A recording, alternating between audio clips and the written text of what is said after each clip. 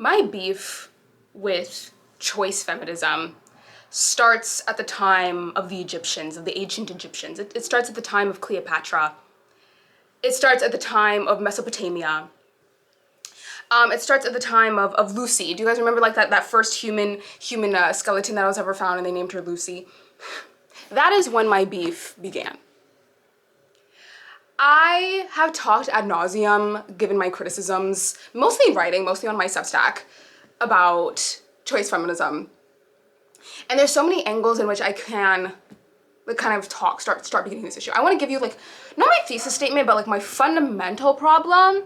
And then I want to zoom in on one of the ways in which choice feminism manifests, or I should say choice feminism stance on a particular issue that we'll then discuss like a little bit more in depth in this video. But honestly, we can apply this framework to a lot of different areas. I know this is super vague, but I kind of have to, give you broadly what we're gonna be discussing today, and then I'll give you the deets. Are you ready? Okay. So here's my beef. Choice feminism perpetuates it's the concept of choice, first of all, it's very reminiscent of sorry, cat hair in my mouth. Very reminiscent of conversations around abortion. When you talk about the notion of choice in relation to abortion, it makes a lot of sense, because what we're really fighting for is for women to have the right to choose, for women to have access to abortion, and mostly what I would add there personally is for women to have, oh my god, can you hear the dog in the back? I hope you can. But for women to have an option to also, like, not only to feel like, okay, I can't afford to have this baby, or the father of this child is mistreating me, or whatever, those are the reasons why they're considering having an abortion. I also want to work towards a world where that doesn't have to be something that a woman considers, that our government would make it so that having a child isn't a financial burden on mothers. Like, that's my ideal world. I talked about that in one of my Q&A videos recently, where I was saying how if we want a world that's truly liberating for women, I think that one of the things we have to do is give women full autonomy in motherhood. So I just wanted to make that point, because I haven't made a lot of videos talking about abortion specifically. So obviously, ultimately, the bottom line is we want women to have the ability to choose and to have that option be available to them. So choice, the conversation about choice makes a lot of sense when we're talking about abortion. But when we start applying this to other areas, and we lose, specifically areas where things like socialization plays a big role, which is like virtually every single conversation we can ever have, then the notion of choice starts to fail us. I think that for me, my fundamental problem is that when we start talking about choice, we ignore the context that people come from. We ignore why people make certain choices. We ignore what those choices are, and that if one choice is significantly worse than another, then you're not really dealing with genuine choice. Once again, I know this is vague, but I wanted to kind of like paint that, and then specifically today I want to talk about beauty practices and how I think people will shut down certain feminist conversations and criticisms of the beauty industry by saying, like, why are you robbing women of this choice? Why are you robbing women of the choice to engage in these beauty practices? It's a woman's choice to engage with it. If a woman makes the choice to engage in the practice, then the practice is inherently feminist. That notion gets used a lot of the time to shut down feminists and like their feminist criticisms of many industries, but especially the beauty industry. And how I think the problem with this is the fact that it doesn't take into context. It doesn't take into consideration how women are socialized to care so much about beauty. So I've gone on the internet. I think that the perfect example of this is shaving.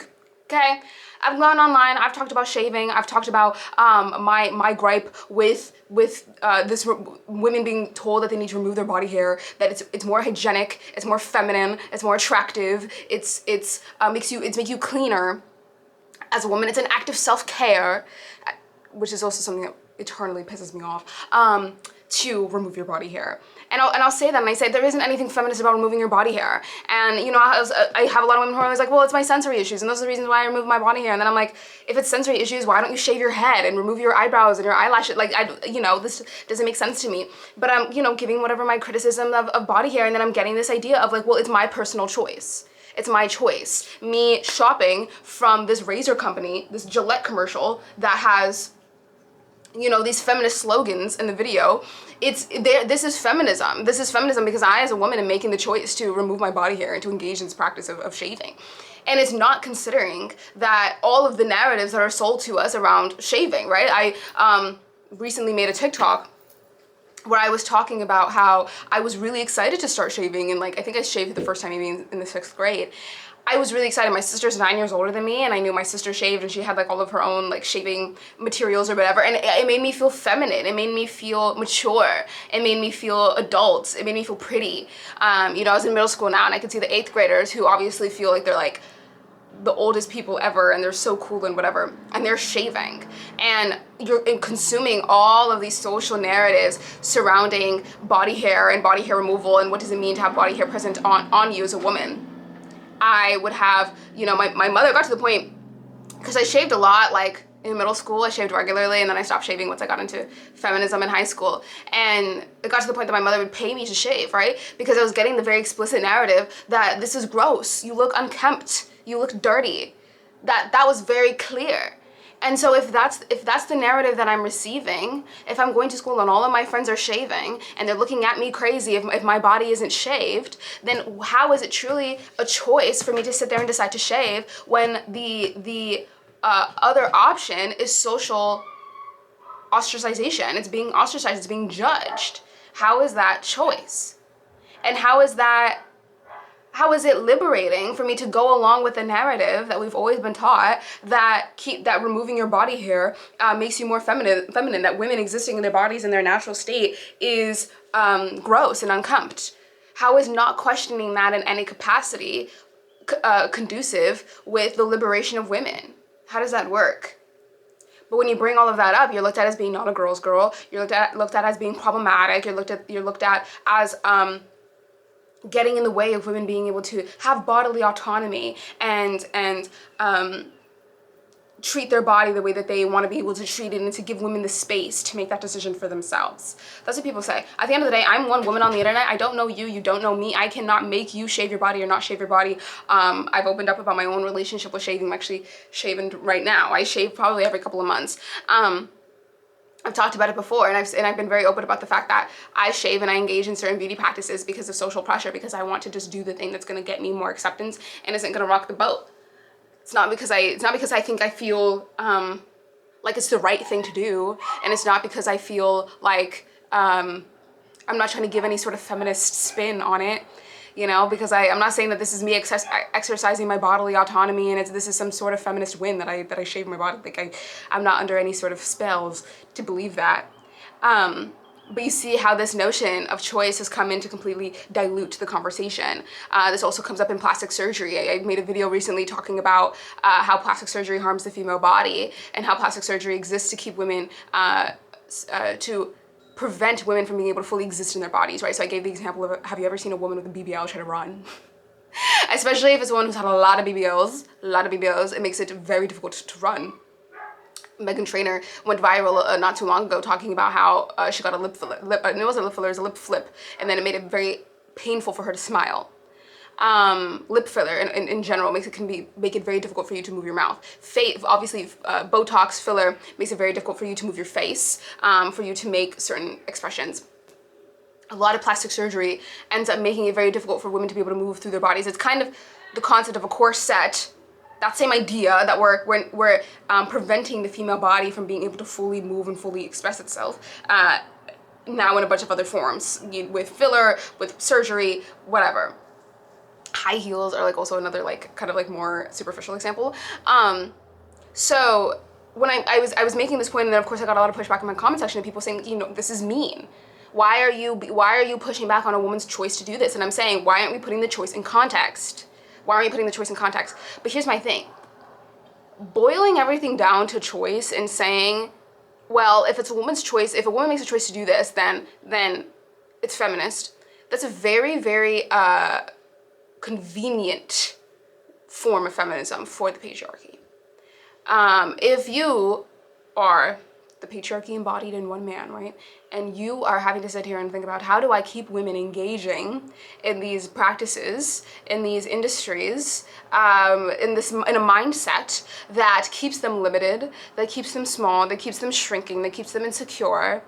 But they also, I don't want to be direct about that, because, you know, some of them are starting to wake up to my existence and start to talk about what it's like to live in this world where women are being oppressed and, you know, etc. You know, I need to make them feel like they're doing something liberating without really ever getting them to be brave enough to stop engaging in whatever oppressive industry it is or oppressive practice. What do? You make it their choice. You make them act like this is what it is they want. Abusers do this all the time to their victims, is they tell them that this is their fault, that they want it, that you're making the choice, you're choosing to engage with this, you're choosing to be here. It's something that happens all of the time. This is such a niche example, but I think I was watching a documentary on some hyper-religious community, church of some sort, and I think that they were like having people come and essentially having them like build new church locations or something, getting them to like do a lot of labor, like literal like boots on the ground labor, like building churches and whatever from the ground. But then of course they didn't want to pay them to commit all this labor, so what do? Is they kind of like turn it into this whole retreat, and they turn it into this like time and devotion. It's, this way that you're going to connect to God or whatever. But they would tell them all the time, you're so lucky to be here. Like, you made this choice to be here, and you're lucky. Like, this is a beautiful opportunity for you. Like, this is something that people do when they don't want you to sit and turn around and ask yourself about the context, about what decisions led you to or what context led you to making a certain choice, what context led you to feeling that this is what you had to do, when they don't want you to sit around and start to have those questions, question the world around you, question the narratives that were spoon-fed to you, question your upbringing, when they don't want you to do that because they know that you're going to end up implicating somebody else as having hurt you and misguided you. When they want to avoid that, what do? They say that you made that choice. So it's very intentional. Like, choice feminism doesn't get us anywhere because it doesn't let us blame men. It doesn't let us blame men. That's the problem. I'm so sorry with my cat. I'll know next time to like not have him in the room when I'm filming. Hopefully it's not distracting you guys. But yeah, so that's what it is. That's what it is that they have us do. These conversations go nowhere, and I'm kind of beating around the biggest bush here, which is I was gonna make a bush in a bikini joke. My bad. Which is pornography, and we can even just zoom in on pornography. I've obviously been very critical of the porn industry. I've been very worried about the way in which it objectifies the female body. I've been very worried about the women who work within the porn industry and their treatment. And every single time I've expressed concern over that, I'm immediately shut down as being and told that I'm not respecting those women's choice. Those women made the choice to engage in that industry. It's liberating. This is them exercising their autonomy. It's good for women. It's good when women make choices. Why aren't you being supportive of this? That's something I get all the time, right? Nobody wants to think critically about the women in the industry. The fact that a lot of women turn to a lot of women don't want to work in the industry. There's a very short career span. For most women, they're not able to work in it for very long because they have very horrible working conditions. And the fact that a lot of the women who wind up in it are women who come from backgrounds where they were abused, backgrounds where they were poor, where they didn't have very many options in order to support themselves. And that's something that they wound up doing because it wasn't something that they ultimately felt very comfortable in, but they were desperate, right? And so nobody wants to look at context. That could be a whole other 3-hour video, but nobody wants to look at context because it would dilute the central point that we're trying to make. It would dilute us being able to turn around and blame men. It would prevent us from being able to do that. So this is my beef with choice feminism. Like I'm saying, I literally feel like I can apply this concept to literally anything. Plenty of industries that I'm incredibly critical of, plenty of practices that I'm incredibly critical of, that I think that one of the go-to ways of shutting down a feminist criticism of them is this like choice concept and saying like you can't be robbing women of their ability to make a choice. And it's like I'm saying, I'm one person. I can't prevent you. I can't shut down any industry that I dislike through a touch of a button, click of a button, and I can't make you do anything or not do anything. At some point we also have to touch some grass. I hate to have to invoke such a phrase, but at some point we do have to touch some grass and realize, like, when we're engaging in these conversations online, before you sit there and just cuss out a random feminist on the internet, why don't you sit there and think about, how much power does this person really have? All they're trying to do is spread a certain perspective, and whether or not you think that perspective is useful is a whole other thing. But I kind of wish sometimes people would engage with my arguments more instead of just saying, oh, well, you're, trying to make this like moral argument of you're just like robbing women of choice. And I'm saying, like, we need to have a higher moral grounds? I think is that the phrase I'm looking for? We need to have a higher morality than choice. Like, choice can't be the only metric, because you can force people to make poor choices. People make poor choices all the time. We do have to like say, we believe in the dignity of human beings. We believe in the dignity of bodies, of people's right to be able to feel safe and respected. We believe in that, and anything that threatens that is something that we are going to stand against as a society. Even if somebody wants to make the choice to go against that, we need to have like that moral framework. We need to say that we believe that bodies don't just exist to be beautiful. We need to say that we believe that bodies should not be subjected to whatever the next beauty standard is, and should be forced into dangerous and expensive procedures in order to conform to whatever the standard is. We have to want to respect the dignity of bodies more than we want to just make space for people to make whatever choice, you know, immediately feels best to them. Once again, as I've said ad nauseum, without considering the context of why these people are making these choices, because of the fact that they've been told that their beauty is the most important thing in the world, their attractiveness is the most important thing in the world, and that their proximity to beauty is the best investment that they're ever going to make in themselves. Like, I'm not blaming individual women for their choices to engage in beauty practices. I'm not saying that we came up with this concept of wanting to be beautiful. Which is also, once again, a conclusion that you can't come to if you keep just letting the conversation die at choice. I can realize that because I take in context. I'm taking in the whole context. So, all of that to say, hopefully I was trying to give like kind of my thesis around my gripe with liberal feminism, my gripe with centering everything on choice, and why I feel like this doesn't really push feminist conversation forward, why we have to come together and say that we have a certain ethical framework, that we believe in the dignity of women and the dignity of bodies, and that has to be at the forefront of our politics, because if we just make everything about choice, then some harmful social narratives are able to advance and flourish and manifest themselves as individual choices that people are making that are completely separate from our broader society. That's able to happen because nobody wants to sit there and say, hey, like, can we have a consistent ethical framework, instead of just saying like, oh, this makes you feel good, so it's fine, so it's above criticism. That's it. Thanks for tuning in.